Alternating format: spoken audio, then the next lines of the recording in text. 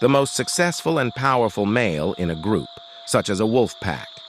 In these hierarchical groups, the alpha is aggressive and rules over the other members. Alpha police officers seldom grasp how quickly a gruff demeanor on their part can set someone off, especially those who are already walking a fine line between being cooperative and uncooperative.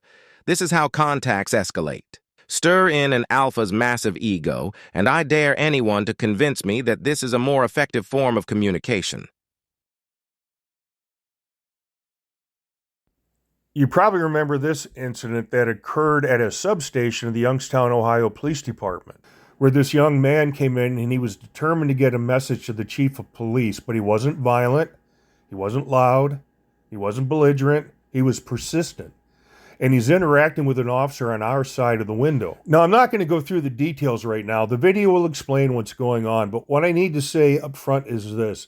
As we go through this video, I want us all to keep in mind that the burden to be professional doesn't rest on the shoulders of the young man. It rests solely on the shoulders of the officer, being careful of the things he says and does, because he knows after just a short period of time that he's dealing with a red flag. He's dealing with somebody who certainly seems to be an EDP or an emotionally disturbed person. The officer is really fortunate to have survived this incident, because this young man, he had any number of opportunities to kill the officer, including using the officer's service weapon against him. And under the same set of circumstances, at least 9 out of 10 times, that's exactly what would have happened. The assailant would have killed the officer. So yeah, the officer is really fortunate, but why didn't he kill the officer? He didn't want to. What he wanted to do was what, guys? He wanted to teach the officer a lesson, which the officer didn't learn anything from. And what was the lesson that the officer didn't learn anything from?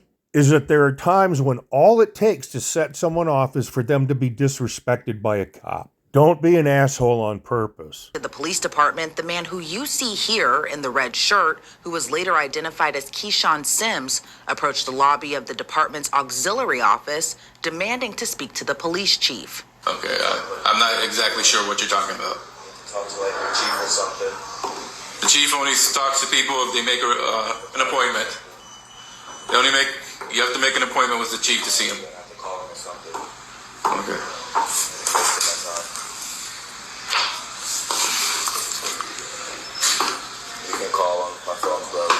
The officer then tells Sims he will call someone for him. However, the officer says that unnamed person is unavailable. She's not in her office.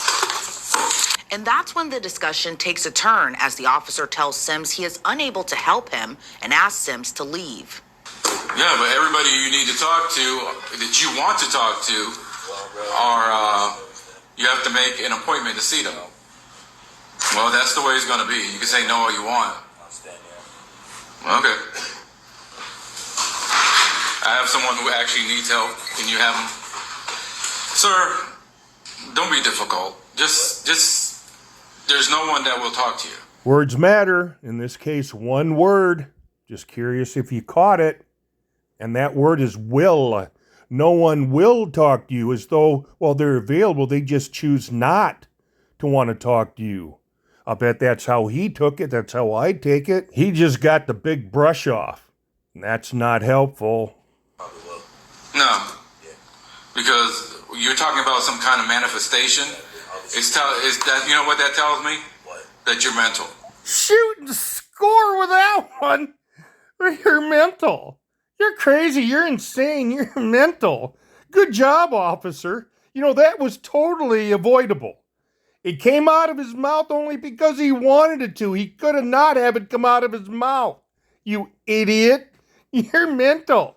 Well, I'm mental, but at least I'm just saying it about myself. Retarded. Say that again. You're mental.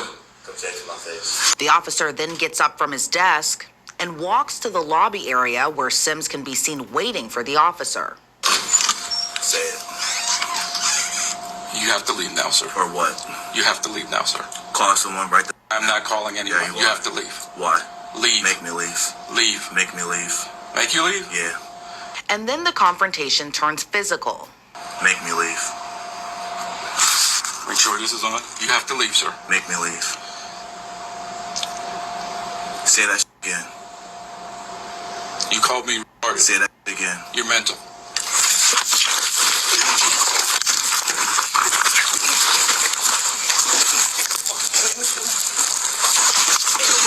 Mental, bro. Yo. Think I'm playing, bro? Huh? Ain't nobody fucking mental. Fucking call somebody so I can fucking talk to someone.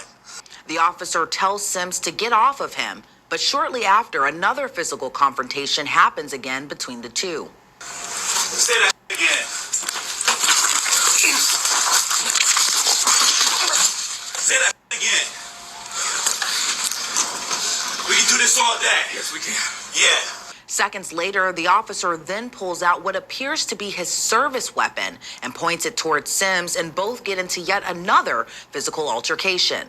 Additional officers are able to come to the officer's aid, where they tackle Sims to the ground. Not today. Yeah. Y'all hear this out here? Who is it, man? I have no idea. Surveillance video shared by the Youngstown Police Department also captured the physical confrontation between Sims and the officer, as Sims can be seen striking the officer repeatedly. Sims can then be seen tackling the officer, and when the officer reached for his service weapon, Sims put the officer in what appears to be a headlock before being tackled by another officer to break up the altercation. The officer's body cam then captures Sims being placed in handcuffs, but not without a final word from Sims to the officer. Let me see you again. Hope so.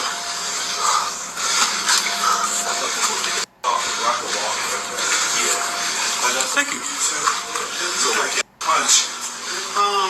Yeah, okay. Lunch. I'm gonna get all your. What's your first name? You.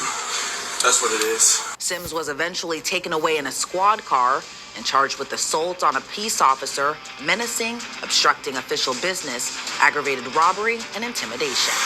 Here are some questions. Number one, was this incident avoidable? Well, absolutely. Number two, who was the primary aggressor? Well, the officer. Number three, what positive personality traits was the officer lacking? You know, things like patience and empathy and professionalism. Number four, was the interaction recoverable at any point? I think so. Number five, at what point was the interaction irretrievable? Well, when he was called mental. And six, in terms of having the best chance of success, what one thing could the officer have said or done to salvage what was left of this train wreck? What do you think that is? Here, let me help you out.